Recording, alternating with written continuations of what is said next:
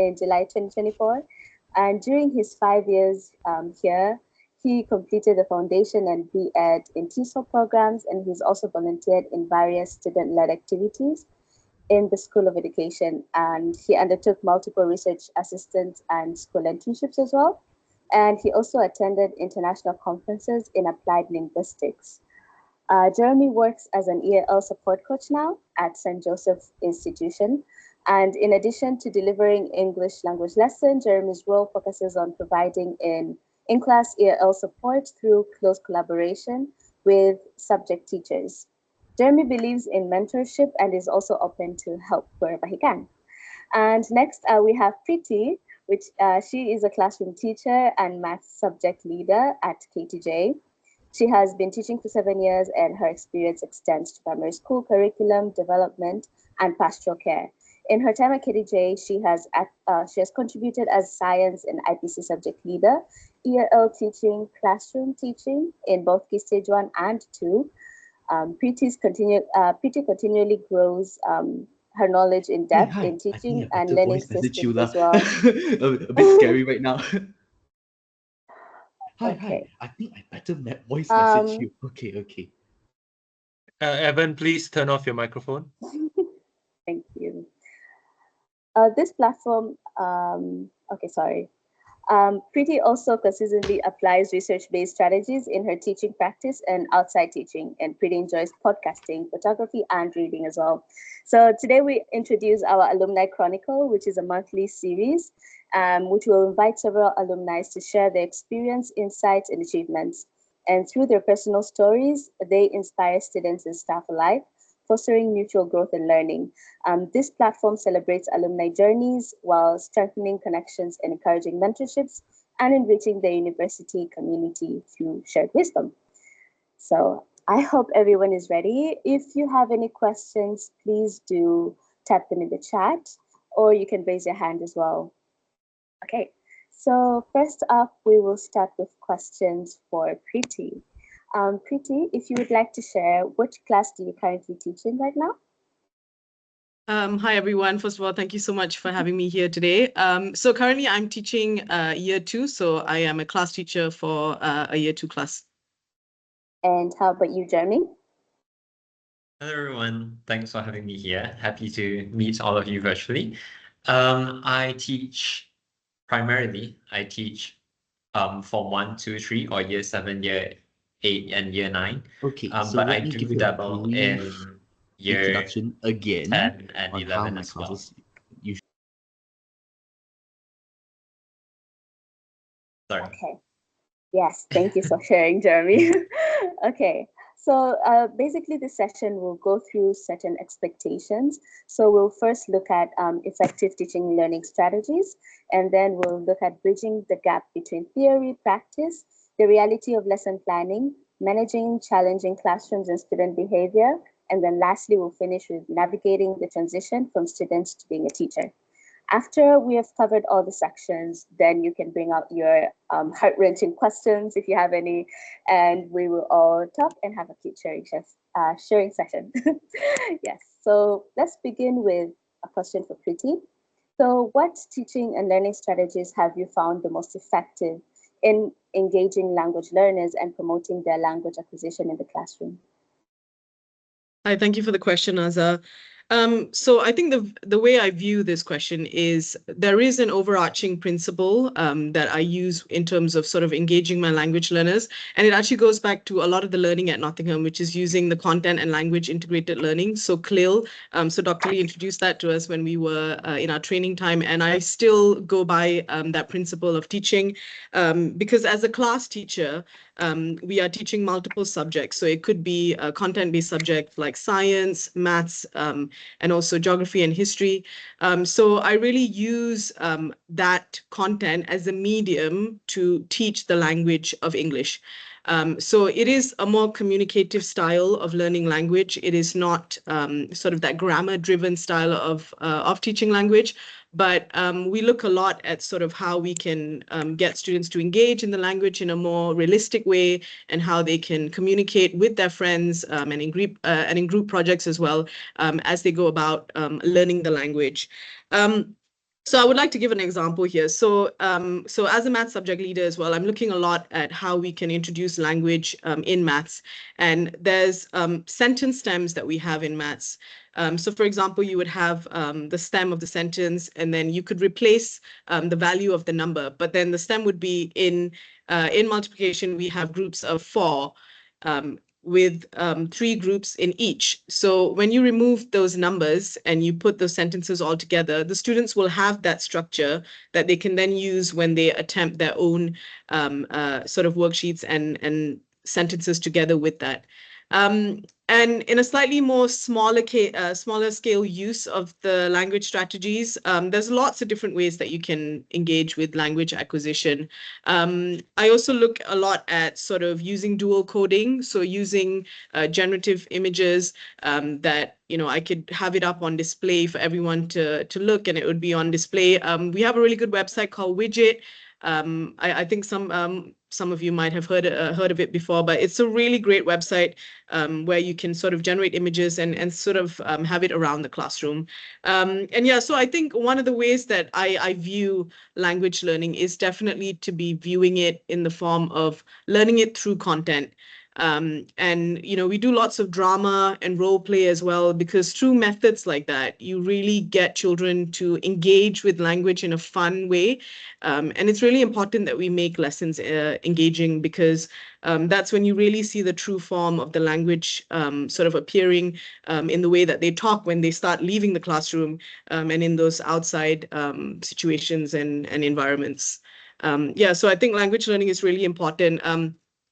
I think the last bit for this question, I would like to share a quote from Noam Chomsky, who I completely admire, and my life is completely devoted to what he has to say, which isn't a good thing. But one of the things that he always says is that language is not just words. It's actually a community, and it's a tradition, and it's also unification of culture. And I really view it that way, because I think when we start valuing language that way and we see it as a tradition, I think that's when we place importance on the way that we prioritize it in our lessons.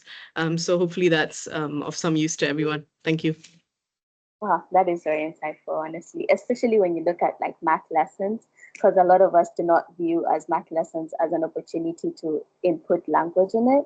So that was very useful. How about when it comes to Jeremy, your question would be, what are some effective strategies for supporting um, English as an additional language students in the classrooms, particularly when they are still developing their proficiency in both academic language and subject-specific vocabulary? Thanks, Naza, for the interesting question. I'd like to answer this question by starting with a little bit of context that I think I forgot to mention. So yes, I'm teaching primarily year 7, 8, and year 9, Form 1, 2, 3.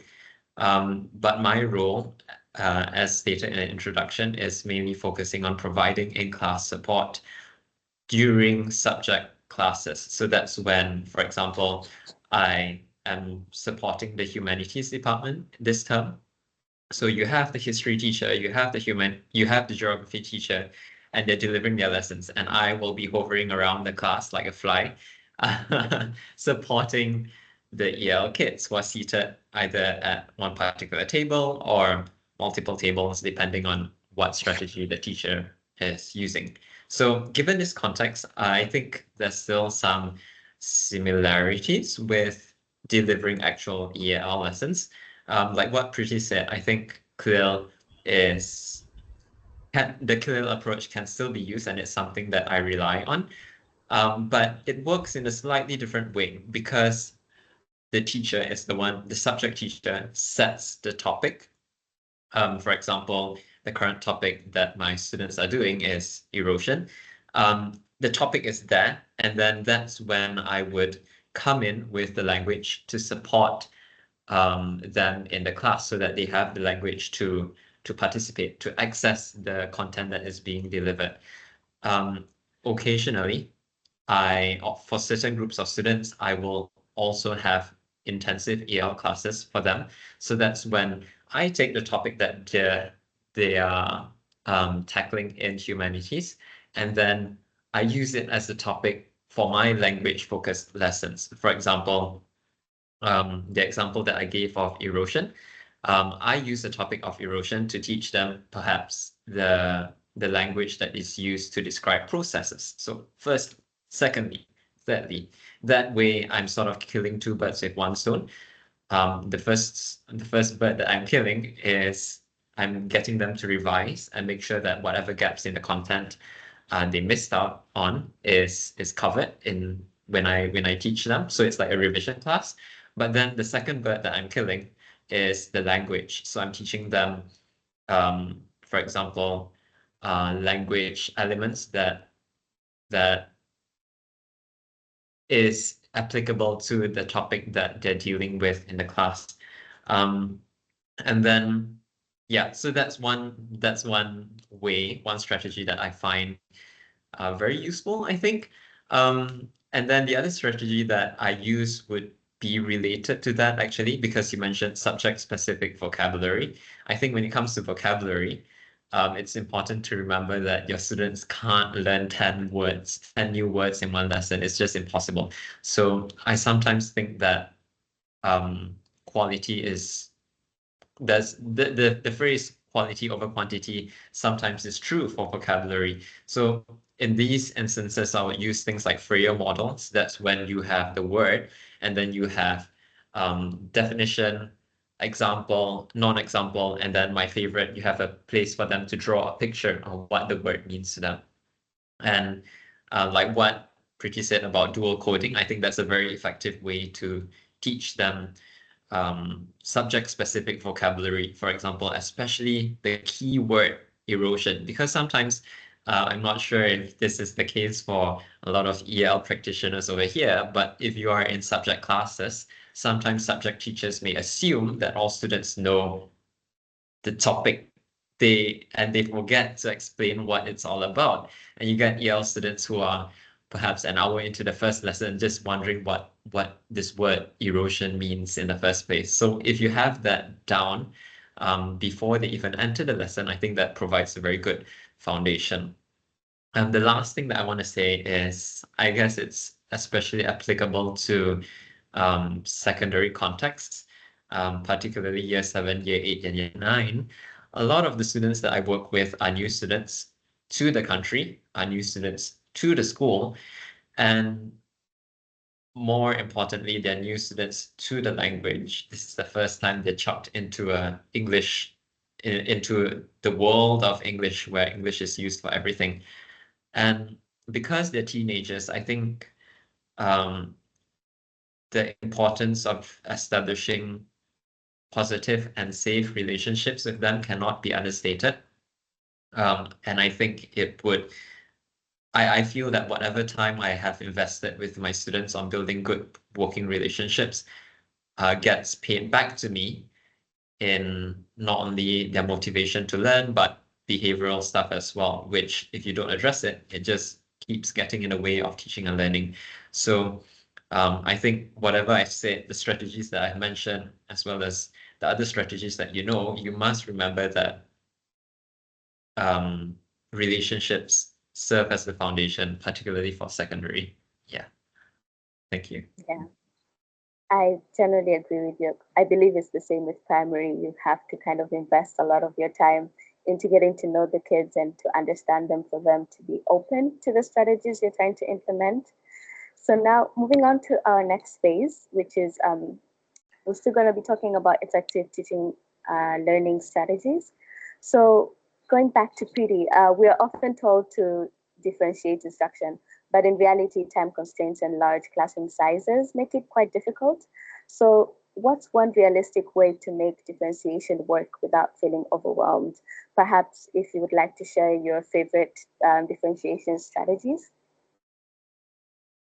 Hi, thank you for the question, Naza. And I think this is a really important question, differentiation, because I think if it's done well in the classroom and if routines are established, I think you'll see great gains in how students perform.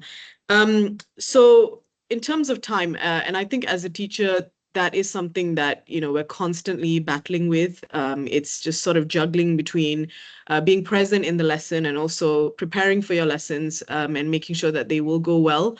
And a lot of the times, you can make a lot of preparations before, and I think all of us have will learn and have learned that it doesn't always equate to quality in the end, because it's very much what happens in the lesson that matters. So I would say the most important thing about differentiation is to sort of view it as adaptive teaching, and think of it as something that's embedded in your practice from the beginning. So if you view it as something that's within your practice, hopefully that will allow for it to be embedded within the teaching strategies and also the tasks that you plan, instead of it being a separate thing that you have to look into once you've done all the objectives, and then now you have to look at differentiation. So if it's planned from the beginning, it will hopefully be a lot more fluid and a lot more connected at the end when it gets into the class.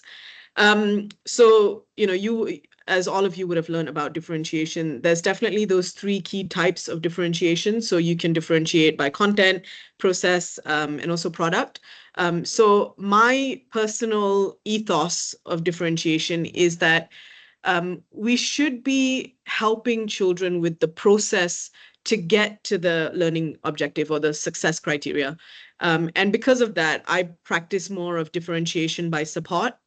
And two really good things about differentiation by support is, number one, it does reduce a lot of the time that you spent prior and during that planning stage, because a lot of the effort and a lot of the time is then spent within the lesson.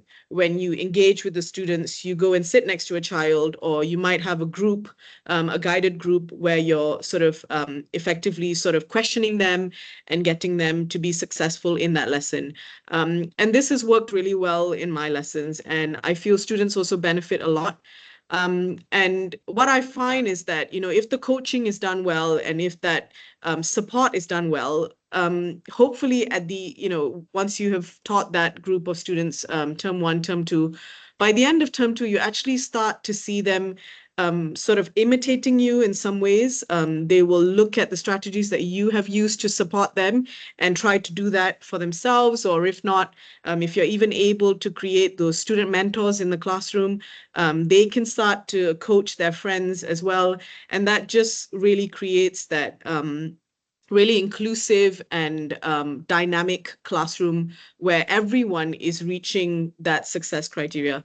And yeah, and there's lots of ways of doing it, and I'm sure there isn't one way that is incorrect, but I think differentiating by product, I've learned, creates a bit of animosity in the classroom when students are seeing that this person's getting a different worksheet, I'm getting a different worksheet, why is that happening? And then it just creates this culture of some students just feeling very comfortable in the classroom because they know they're going to get the easier worksheet. So it's all these things that that you kind of want to eliminate, because I think the goal of a lesson should be to perform your best and to really try your very best in the classroom, to achieve that success criteria. And so for me, once again, I would say that differentiating by support has worked really well for me, and I would encourage everybody to try it if they haven't already. Thank you. Yes, thank you, Preeti. How about going to Jeremy, looking at it in the EL perspective? How do you differentiate instruction within the EL classroom while having students of different ranges and abilities in one classroom? Would you like to share if you have any favorite differentiation strategy as well? Thank you, Nasa. First of all, whoever wrote this question, can I just say thank you? Because thank you on behalf of the current year 4s, because this is a classic interview question that you would be asked by good international schools when I was interviewing for this position, as well as other teaching positions as well. This is a generalization based on my own experience, but I feel that good schools would ask you challenging questions like these. Differentiation, especially for EL positions, is a key thing that they will ask about. So please take note. Now to actually answer the question, I think I think in my context, differentiation happens across the board, actually, not only in my classes, but also when I work with the subject teachers, again, because of my context. So I think when you're talking about the content, the process, and the product, like what Priti mentioned, I think in terms of the content, I don't really have much say over what's being delivered in the content. But I do have a say through collaboration. That's where I think, on my point about relationships as well, it's not just your relationships with the student, but your relationships with the colleague, the subject teacher. In my instance, I have been very, very fortunate to have amazing colleagues who are very open about figuring out ways how we can differentiate the content to be more accessible to our EL students, while at the same time challenging the non-EL students to go beyond what they can produce without the challenge. So I think, yes, I may not be able to differentiate the content directly, but I can differentiate it in collaboration with my colleague. That of course requires lots of communication, and it does take time, but in my experience, the efforts that we have invested in, for example, reviewing the lesson, reviewing the slides, reviewing perhaps even the objectives, that has really paid off in our EL students as well. Again, similar to the content, I can't really differentiate the process that is taking place in the lesson, because I'm not the one teaching the content. It is the history teacher that's dealing with the content. It's the geography teacher that's dealing with the content. But my role, because I'm moving around the class, I can help with the differentiation by sitting beside the student and helping them with the language that's taking place in the class. And this is, I must say, is very demanding. At the end of the class, your brain is just just drained, because you're dealing with so much on the spot differentiation. But again, the students really appreciate it. Once they see that you're coming in with the right intention. I must say this was a challenge for me initially, especially with the year 9s, Form 3. That's the stage when they don't think that they need any help. They think they have everything, which they don't. So I think, again, it's coming in with the right relationship established first, especially early in the term. Differentiating by product is something that I do as well. Again, it can be done by having conversations with the subject teacher about how the product can be differentiated. Perhaps instead of 3 pure paragraphs, EL students could perhaps focus only on 2, but that is with more intense English support, with me sat right beside them. So it's not that we are giving them less, not that we are lowering our expectation, but really digging into what differentiation is all about. I must agree that I must say that when I first started as a new teacher, I thought differentiation was something that is like separate from the lesson. In fact, all throughout my uni degree, especially in year 4, I remember feeling quite lazy actually to differentiate my lessons, because it would require so much work, so much effort of thinking like, oh, how can I make this easier? How can I make this challenging? How can I plan a totally separate activity for students who have finished early? But then, like what Priti said, it's, if you plan it into your lessons, if you plan it as part of your teaching and learning practice, it really, really becomes much easier, and you feel much more motivated to differentiate. Actually, one very easy way that I differentiate, if you guys want like practical tips, I think would be questioning. So it can be as easy as, for example, if the student has finished writing a short paragraph, you can ask them, oh, which one is your favorite? Which geographical feature is your favorite?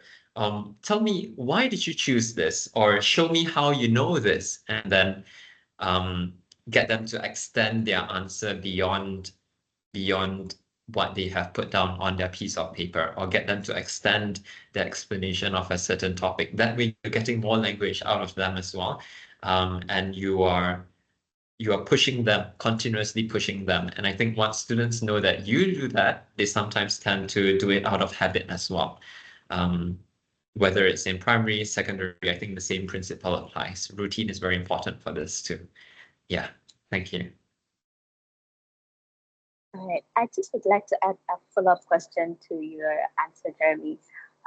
You more or less mentioned how you conduct differentiation within in-class support.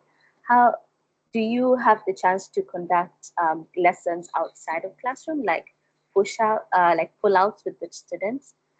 And when you do that, how do you conduct differentiation in the sense if you have kids with different levels within the same classroom at that point?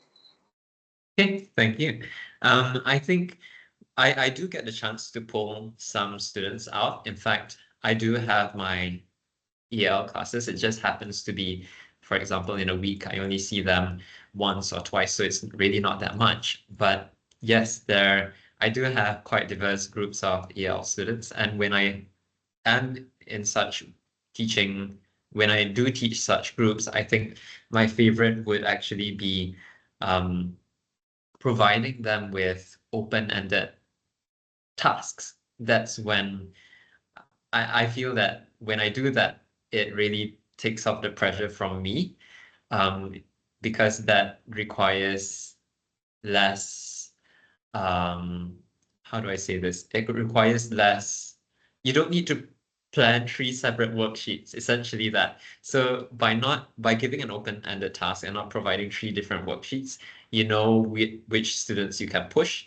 And because the task is open, and you are roaming around the class all the time, you are supervising their work. I think my preferred way of supporting them would be to just stop and ask them questions, tell them to add more things, rather than just telling them, no, these are 3 different worksheets, do it. So open-ended task is a strategy that I use in my class, I think. All right, thank you so much for sharing. So now moving on to the next section, which is bridging the gap between theory and practice. Going back to Preeti, education courses teach us about the best practices, but the reality in classroom can be very different. So what's one theory or strategy you had to completely rethink when you started teaching? Yeah, so I think there is one and half a point which I'll come to later, but I think the main one is actually behavior management. I think behavior management, it's very hard to picture behavior management when you're reading theory on it. And I'll be completely honest about it because I think the way behavior is explained in sort of in theory is very experiment based. There's a lot of these psychologists that we looked at, the conditioning method, and also lots of different psychologists. And in reality, when you're dealing with it on the ground, it looks very different. And I'll explain why that is. So I think when we were learning, we learned a lot about sort of positive reinforcement and how that should be the way that we view behavior management. So sort of rewarding good practice and praising students when they do something good. And that's completely accurate. And it is like that in the classroom as well. But it was, I would say that it kind of fell short on that part because we knew about positive reinforcement, but then how do you then build a culture where students are following the expectations? So one of the sort of misconceptions that I had was that, let's make a set of rules and I determine the rules and we then will all follow those rules and you will be positively reinforced if you if you do that rule, and if you act on it. And it didn't work very well, to be honest, in my lessons. So I had like very strategic rules on, where you should be sitting, how you should be sitting on the carpet. When you're transitioning to the next lesson, this is what you should be doing. But it made absolutely no sense to the kids because that's what I wanted in the lesson, but it's not how they pictured their lessons going. So I think one of the changes that I've made, first of all, is they are no longer called rules in the classroom. They are now called expectations. So, and I feel that terminology itself has changed a lot of their behavior in the classroom because now they see it as something that we all expect from each other, and it's not a draconian rule that we all need to be doing, and that has helped a lot. And another thing that I have completely changed is the way those expectations appear. And they are no longer determined by me. It's now a sort of learning contract that has been made as all of together in a class. So we decide on what we will be doing when we're on the table. So we are going to make sure that we are sitting sensibly, that we are raising our hands if we have something to say, that we do not leave our seats unless we are told or we have asked permission. And so we build it together at on the very first day that we come into class, or even if you have your transition days the year before, you sit as a class, as that new class, and you decide now as a class what we're going to be doing together. And then obviously having it displayed and consistently looking back at it and referring to it throughout the year. And it's worked magic, to be honest. I think I have not practiced another strategy like that. And I would say I started this maybe 2 or 3 years ago. And it has worked really well. I've perfected it. I've understood the cohort better every year. But it has really changed the way that I view behavior management. So so I think just to summarize that point, it's really important that when we go into the class, we decide as a team what's expected and what we would like to see in the class. And one thing that I have realized with students as well is that when you create an expectation, it's also important to spend time to explain why we have that expectation. And it's important that students understand that the reason that they need to sit sensibly is because that can help them to focus in the class. And not just, have that rule there and that expectation without really going into the why behind it. And that's really helped, I would say. So number one, definitely behavior management. And it's very important. Things can go incredibly wrong if you don't have a strong behavior management in class, and it can completely go wrong. And yeah, I'm definitely happy to share, what has gone wrong in my lessons, and a lot has without it. Yeah. Another thing as well that has changed slightly is actually differentiation, going back to that as well.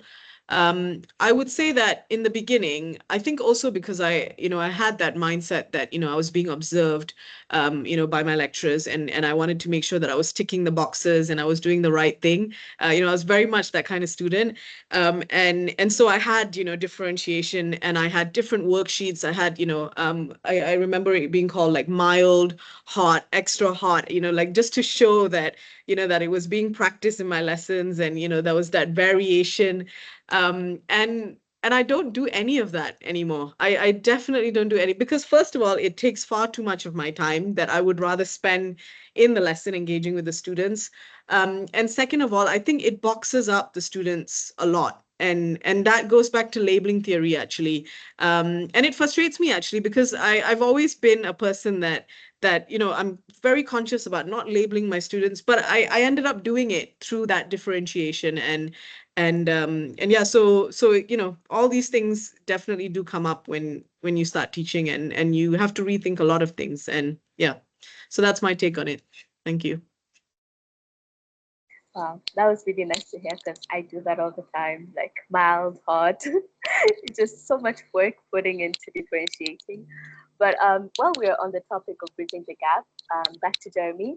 So current research is promoting the use of translanguaging or pedagogical translanguaging in classrooms. So how do you balance the use of students' home languages with English in the classroom? And what strategies do you use to ensure that both languages contribute to students' learning without hindering development in their target language? Thank you for the question. When it comes to L1, the role of L1 in the classroom, again, this is a good question that will be asked in EL interviews. So EFOs, please take note. I personally think that L1 is very powerful. And I think this is like a very foundational thing. If you view L1, your first language or your student's first language, as an enemy, I think that changes a lot of things. So just to preface what I'm about to say, I think I come from, or I view L1 as something that's very powerful and something that should be used rather than kept to the side or banned, which is such a bad thing to do, I personally think. But that being said, it is very, very tricky. In fact, in this current context, it is something that I struggle with. I think this is very context dependent, but I find it very, very challenging. I still find it very, very challenging to get students to use English for the right purpose, for a productive purpose in classrooms. But when we're talking about translanguaging and pedagogical translanguaging as well, I think you can't, as much as you lay expectations for students, which is something I do, I'll talk about that in a bit. I think it should start with laying expectations for yourself as well, because in an EL classroom, you can't expect yourself to have a classroom where only English is spoken. I think when I came into EL roles, I thought it'll be very easy. I expect my classroom to be 100% English, and of course, that was not the case. I think before you even lay expectations on your students, you should also understand what it is like for them. They're coming into a context where it's a completely new language that's being used. And I think once you come from a angle of understanding and an angle that views L1 as something very powerful, that completely changes how you look at things. I must say that my perspective on this is actually still evolving. So that's also another expectation I am working on, because I am allowing myself to develop my expectations about my teaching as I experience more and more things as a new teacher. But that being said, I think laying clear expectations for your students should not be understated as well. Just keep re-emphasizing it. It's especially beneficial if your students come up with it themselves. A strategy that I find very useful is to guide them in this process of coming up with expectations. So for example, I did one of my first lessons on this very topic. Instead of giving them, for example, like a free hand at laying out their own expectations, I guided them. So I modeled my expectation about using Mandarin in the class is, and I gave one, and then I told each of them to come up with an expectation from themselves, and then we discussed it, and then we came up with, at the end of the lesson, we had two expectations. One was from me, one was from the teacher. So they're involved, I'm involved, and I feel that this is very helpful because a lot of my students do not come from a context where they have a voice. A lot of them come from a very dictatorship kind of classroom. And when they come to a setting where the teacher wants to listen to them, they can actually feel quite awkward, and they can even feel quite anxious. The responsibility of learning just being put on them, you can imagine as a 13-year-old or as an 11-year-old might feel quite daunting, actually.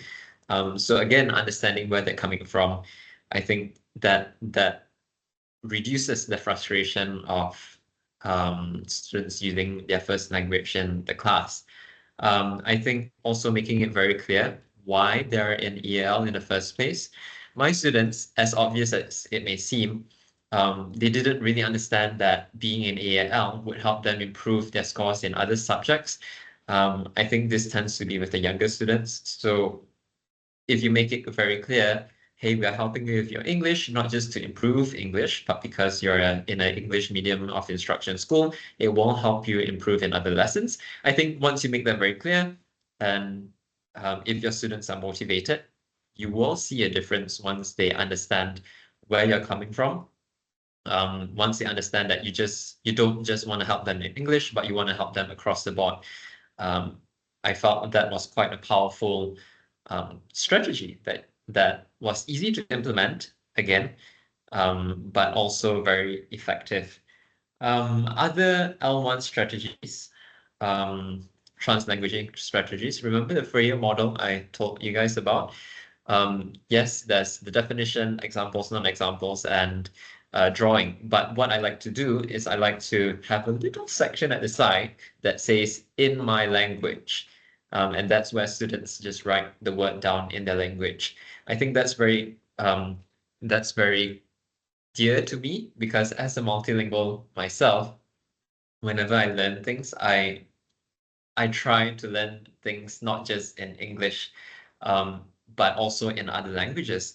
And I think if you can if you can use other languages to solidify the knowledge of that specific word, that specific vocabulary, I think that I'm sure there's research that shows that there's better retention from there as well. And then, yeah, that's one very easy strategy that I use. And then from there, if you're dealing with multiple words, you can get them to add that word to a glossary and build on that, especially when they're preparing for their common assessments. One last thing that I use as well, again, low prep, is Google Translate. But I'm sure we are all very familiar with the pros and the cons of using Google Translate. It's a tricky tool to use.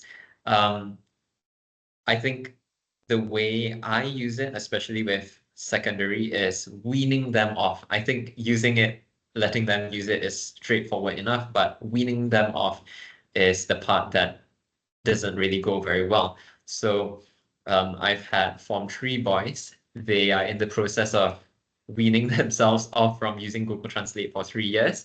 And the way I'm dealing with it is every time they translate a word, it has to go into their glossary. For them, it's like extra work. So it sort of disadvantages them from relying on Google Translate. It helps them to think, do I actually need to use Google Translate for this word?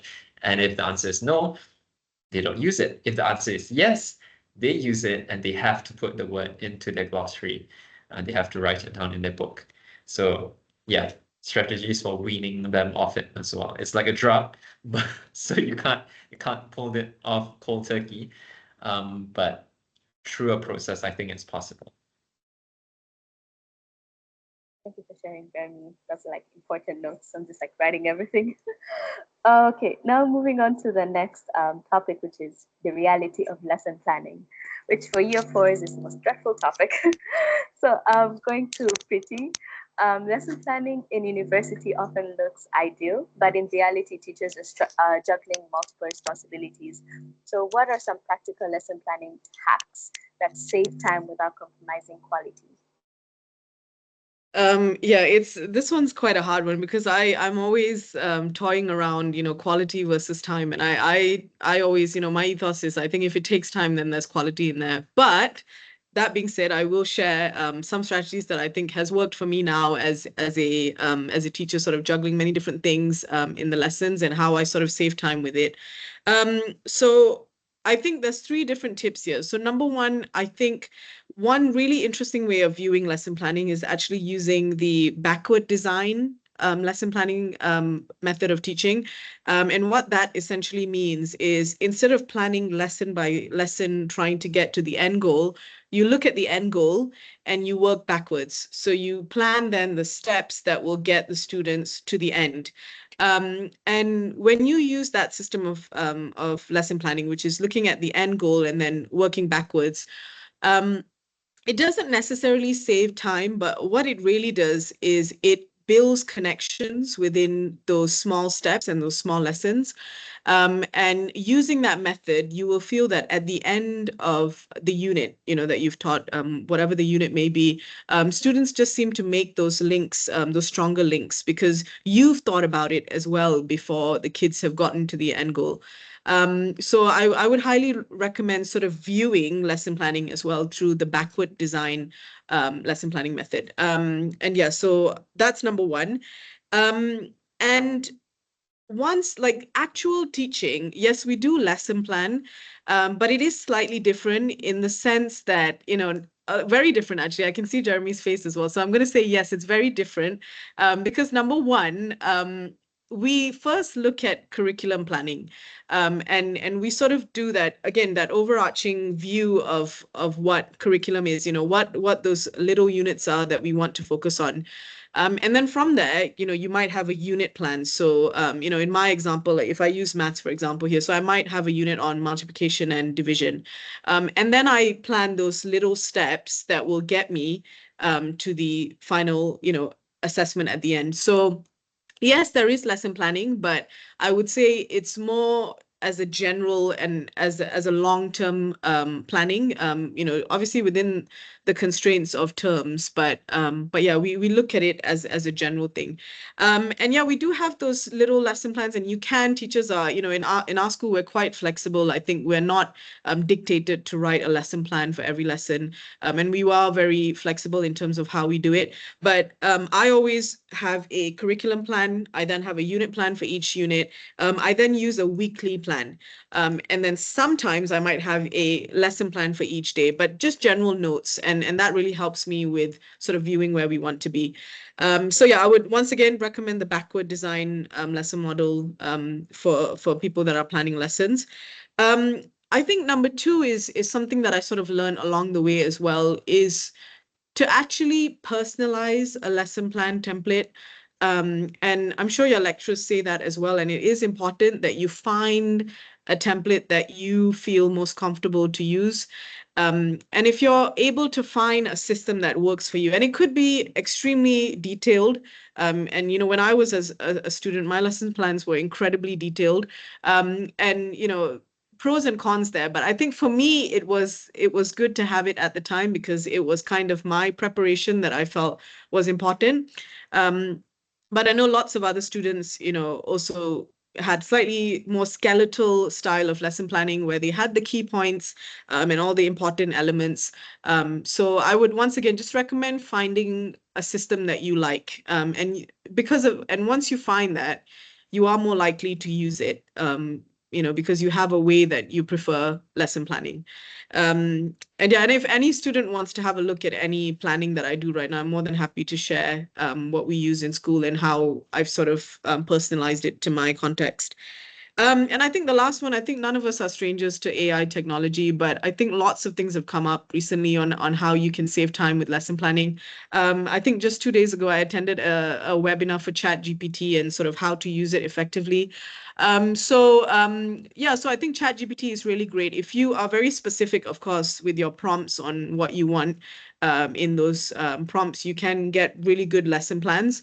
They're not perfect, of course. There is a lot of things that you have to tweak. And what I've learned with using AI is the first input that you get is never great. So you have to continuously add in prompts and add in those elements that you want. I've also come across Gamma AI. I don't know if anyone's heard of it. I'm sure they have.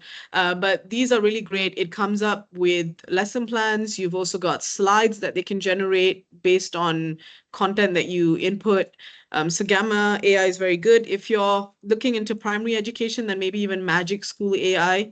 So that's another website that, anybody, if you want to try using it. So yeah, I think just to summarize there, I think lesson planning is important, but I think beyond that as well is actually to look at the whole of a unit, because that's what's going to get your students to succeed in your learning objective at the end. Yeah. Thank you for sharing that. And going to Jeremy, what's one part of lesson planning that you think student teachers or lecturers overcomplicate unnecessarily? And why do you think so? Now, I hope you realize that this is a bit of a spicy question because our lecturers, our esteemed lecturers, are in this room as well. But I'll try to be as honest as possible. First of all, yes, I agree. Lesson planning in year 4 was the bane of my existence. But believe me, it will get better. It really will get better once you get a job. Okay? And it will help you once you get a job. First of all, your lesson plans, I think realistically speaking, your lesson plans won't be scrutinized to the T by your head of departments. Occasionally, it might, well, especially if your school is undergoing some accreditation process, like my school. That's when you need proper documentation of what you're doing in your lessons. But realistically speaking, as a new teacher, I feel much happier planning my lessons right now. And my lessons become much more meaningful, I think, with that freedom. In terms of what I used to overcomplicate, I think I used to overcomplicate my objectives. My objectives used to be, oof, I think the shortest objective used to be like 15 words.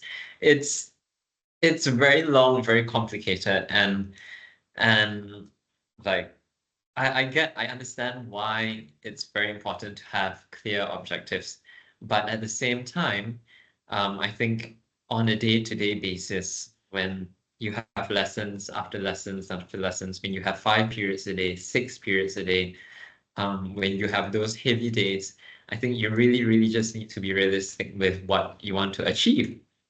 And that's okay because you have lessons over the whole year. So I think when it comes to objectives, just make sure you're clear, make sure you understand very well what you want to achieve at the end of the lesson. Again, the backward planning strategy that Preeti mentioned, I think that really, really helps, starting with what you want students to be able to achieve at the end of the lesson, being very clear about what the product will look like at the end of the lesson. That tends to be a strategy that I use when writing objectives. It's okay if you don't incorporate differentiation in your strategy if you already have it in your lessons. I think that's something that comes from the pressure in year 4. In year 4, you must have differentiation in your objectives, and again, that adds to why your objectives tend to be quite long.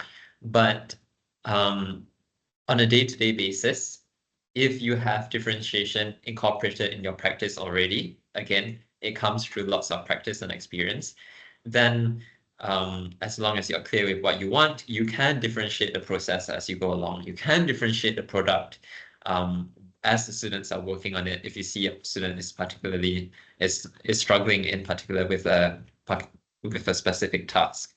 I think as a year 4 student and as a new teacher as well, I'm still learning to not overcomplicate my resources.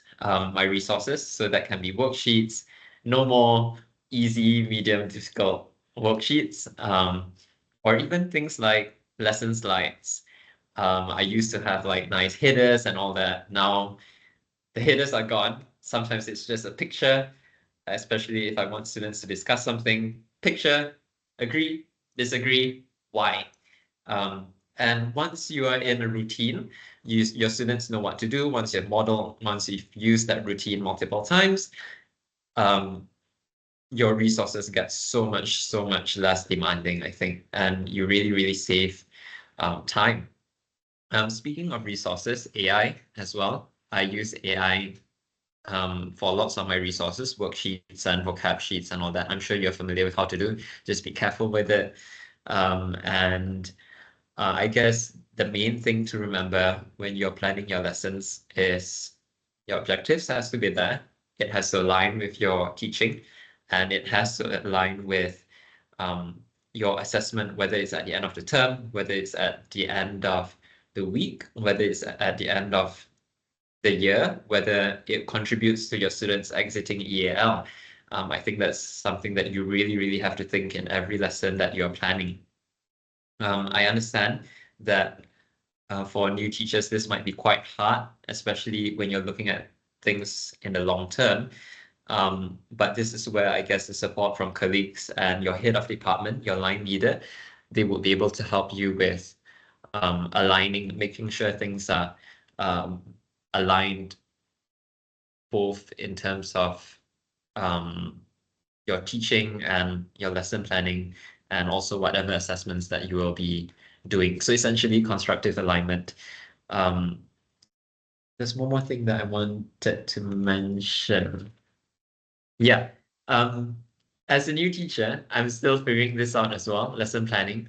And I don't have a nice template. Still figuring out my template. But what I do find very helpful is like our lesson sequences. And I think having worked with a few colleagues, I've realized that teachers who come from a SALTA background, they're experts at this. And SALTA is something that I really want to do in the future. So if anyone here wants to sponsor me, yeah. But yes, if you look at SALTA and how they plan, I think they provide you with a very clear skeleton, a very clear structure. And that's the way I personally prefer to plan my lessons. Yeah, I'm not an expert, still need training, but I like that style. Yeah. Thank you for sharing, Jeremy. That was very insightful. Going on to the next topic, which is managing challenging classrooms and student behavior. Moving to Preeti, some students struggle with dealing with emotions or struggle with respecting teachers and fellow students. So, what strategies do you have to share for students with emotional challenges? And also, how do you establish authority without being too strict or too lenient? Yeah, I think this is a very realistic issue and problem that we all deal with. And I think no matter how many years you've been in the classroom, which I'm sure your lecturers will say as well, there will always be a child that will, test your patience and also test everybody else's patience as well. I think starting off and if you can, it will be good to get as much information as you can as possible in terms of what challenges that child is going through. And hopefully that information is available in your school. Maybe if that child is on the learning support register. So just try to data collect as much as possible so you get the whole picture. And when that child then comes to you, you have context in terms of why they might be behaving a certain way. And one thing that you will realize when you go into teaching is that when a child behaves a certain way, there is always a reason behind it. And it sometimes it's not. I do want to caveat very carefully here that it's not always your job to investigate what that reason is. But if you are able to, and if you have that rapport with the student, and it's in safe. Within the realms of safe conversations, then you can sort of have a look at that. But yeah, just to have that mindset when you're dealing with a challenging student that, sometimes it's not within their control and there is a lot of things happening in the background. But then it also then goes back to when they come into your classroom, what are certain, once again, going back to expectations, what are the expectations that you have in class? How is everyone expected to behave in a lesson? And I've had some particularly challenging students. I'm sure Naza's been in some of my lessons as well. We have, one in particular definitely that, really tests all of our patients. But when we speak to that child, it's important that it really helps when you have that honest conversation. I feel when you tell them very honestly that I have certain expectations from you in this lesson, and I hope that you will be able to do the right thing in this lesson because it will enable you to be successful. And I'll be honest, I think most of the times when I've had these honest conversations, the children really do listen and they do understand where, what your motivations are as a teacher and how, you're sort of enabling them in a lesson. So hopefully that helps. But I think apart from that is also a lot of positive reinforcement. And this then goes back to that theory thing. But then now in practice, what this looks like is use every opportunity you can to praise good behavior in the class. Even the smallest thing that you notice in class, someone picking up the pencil at the right time, just say, oh, well done to, Carol, for example, for picking up the pencil and starting her work. Oh, well done to Ara, for example, for doing this. So you're praising students consistently, because that's the kind of behavior you want to see in your classroom. And I find that tool is actually really effective. More than anything, I think, is praising one child and another child, and just keep it going that way. Because I think generally students are very competitive. So bank on that, bank on the fact that they want to be the best in the classroom. So, when you use other students as a way to enable them, hopefully they will be doing the right thing as well. And I think something else that I would like to say as well is, you can try your best in these situations, but sometimes, like going back to what I said in the beginning, there's certain challenges that you will not be able to deal with on your own. And, that will then mean, taking this child to, the pastoral head, or sort of looking at bringing parents in. And, I know it's a slightly different context with EAL. I think, you might have that parent communication, but, it's not always as, I guess those relationships are not as strong in the classroom teacher sort of aspect. But it can be a great tool if you can get in touch with the parents. If things have gone wrong a bit here and there, then have those honest conversations with the parents. And I think most times than not, parents do tend to understand as well when you speak very honestly that the child has been a certain way. Obviously not all the time, I will say. Parents are a whole other conversation, but on the most, for the most part, I would say they do understand. So use them as well if you can, to help you with those aspects. Thanks for that. And going to Jeremy on an EL perspective, and as a new teacher as well, some students constantly test the boundaries, especially being a new teacher. How do you establish authority without being too strict or too lenient? Okay, very good question as well. I think this is a question that is this topic on behavior management is something that is very difficult to teach in teacher training in a university context. And I feel like this is one of the areas that have grown the most, not only in year 4, but also especially when I actually teach. And this is not to say that the degree failed me. I don't think so. In fact, I feel like it gave me an opportunity to understand and to speak with different people about their perspectives on this, so that when I actually enter the field, I can figure out where along the spectrum I lie. Having said that, I think when you enter the field of teaching, when you enter schools, because you don't really have that opportunity to practice, you need to give yourself space to figure things out. Yes, there will be moments when a student makes you feel like crying, or a student makes you cry. But there will be moments, like my personal experience is that the development I have gone through in in classroom behavior control, or classroom behavior management, has been one of the most fulfilling aspects of my development so far. I love behavior. I love dealing with students. But I think when it comes to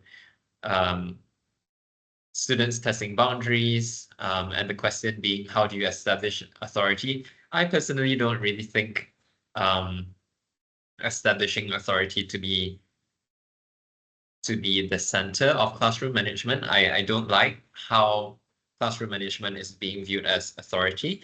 I instead like to view classroom management as relationships, like what Priti said. And I think it's more important. It's very, very important when you work with teenagers in particular, because they are forming relationships. They are forming very, very new relationships, especially with hormones and all that going wild in their body.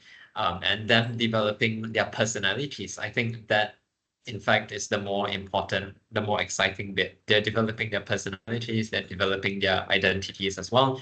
And I think that comes in with how you work with them. I find that when you take effort to develop relationships with them, again, positive and safe working relationships, it makes laying expectations much more easy. But then again, you need to make it clear that if these expectations are not followed, if they are broken, there will be consequences, and you must follow on with these consequences. The moment you don't follow, they'll realize that the expectations are useless and your whole system breaks down. It would even affect your relationship with them. So yes, relationships, expectations, but there also has to be consequences if the expectations are broken.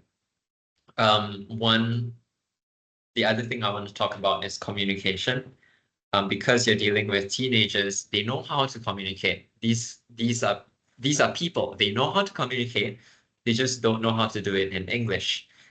And I or EL teachers are there to help them in this specific area. And I think a lot of the times you tend to assume, and when we pull students out for behavior, we tend to lecture them. And we tend to just label their behavior as disruptive, speaking in first language, not paying attention, this and that. But then again, that's all our assumptions about their behavior. I find that the most effective and most constructive conversations that I've had with students is when I tell them how their actions make me feel. For example, when my Korean student, or when my Chinese student, they're speaking to their friends in their first language, and I warn them multiple times, can we speak in English? They do not listen. And when I pull them out, I like to start the conversation with, okay, so when you spoke in your first language, I felt lost. I felt disrespectful. I even felt hurt because I knew you were saying something about me, but I don't know what it is. And when you approach problems like this, by telling them how their actions made you feel, I feel it sets you up for much more constructive and much more receptive conversation for both parties. Yes, you're willing to listen, but yes, you want them to understand how you are feeling as well. So yes, communication is very important. The last thing that I recently discovered is how to get your students' attention when they're just chattering and all that, and they're not focused on the task. Again, it comes to praise. This even works for high school students. So, for example, if table 1, table 2, table 3, table 4, you have 4 tables, only table 1 is focusing, you can go, okay, table 1 is doing an amazing job. They're focusing. They have 3 paragraphs done. Then you quickly realize that the other tables will go like, oh, and then they'll start writing. Oh, they'll start writing. And then you can go like, oh, table 3, I like your pictures. I like that it has labels. And then that way you're indirectly reinforcing your expectations again. And the other tables will soon follow suit. I find that this is way more efficient than like telling them, oh, please remember to add labels, or please remember to have 3 paragraphs. They won't listen to that. In fact, they'll listen much more to praise, and that's something that I recently discovered. Yeah. Oh wow, that's very insightful. And now going to our last topic before our Q&A session. So student teachers often feel pressure to perform well during observations. How can we shift our mindset from being just or assessed to learning and growing? And this question goes to Preeti. I think this is a really important question as well, because I think as with where you are right now, this, I think observations are extremely daunting, and you are obviously coming to the tail end of your degree as well. So you've had quite a number of observations, and I think they continue to be quite daunting. But I think number one is it definitely gets better, but unfortunately it continues even when you go out to teaching as well. You will still be observed. In fact, you'll have multiple people in your lessons every day, and somehow that just becomes, and it turns into something quite natural that you go through every day, and you no longer see it as you're being seen or observed, but actually everyone's there to help you. And so I would use that then to support you with this. I think the main thing is to, this is hard because it is a mindset shift, but is to actually view assessments as something that is necessary to monitor your progress, rather than it being a way for you to be, given a grade. And I think it's, a lot of it has to do with this grade culture that we have, obviously in our Asian culture, and, even if it's not in an Asian culture for some of our students here, we definitely do feel pressured when we know a grade is attached to something. And it takes a long time to sort of break from that. And, I think all of us go through that. I went through that. I think we all feel, a kind of pressure when we know a grade is there. But I would also say that you are no longer just a student. You are now a person that's making a transition into a practitioner, into a teacher. So your goal has actually, shifted from a grade at the end to now, how are you going to contribute in a lesson, and how are you going to make meaning in your work, and in your job as a teacher. So I think when you view it like that, it does start to diminish. That pressure of grades starts to slowly diminish, because you're not what you were when you were in year 1 or 2 or even 3. There are different pressures there, but you are now essentially a practitioner in the making. So yeah, so I think essentially your goal changes, and also to view that when you do have an observation, it's almost, the person that's in that class with you is a critical friend rather than someone that's there to scrutinize your every action. A bit like what Jeremy was saying earlier as well. You're not, those people in your class, are not there to scrutinize you and to sort of give you negative feedback. I think they are very much that friend that is giving you critical feedback, but feedback that will hopefully improve on your practice. And yeah, I think, that is the way that I would encourage, you to think at this stage. And yeah, I think that's the main thing. Yeah. Thank you for that. I think it would be really hard to kind of shift that mindset, but eventually baby steps will all get there. And similar question to Jeremy. Many student teachers struggle balancing professional commitment and personal well-being. How did you personally manage this when you first started teaching? When I first started teaching, it was in KTJ, and I think that as a student teacher in the context of UNM, I feel like I was serving two different gods, if I may put it that way.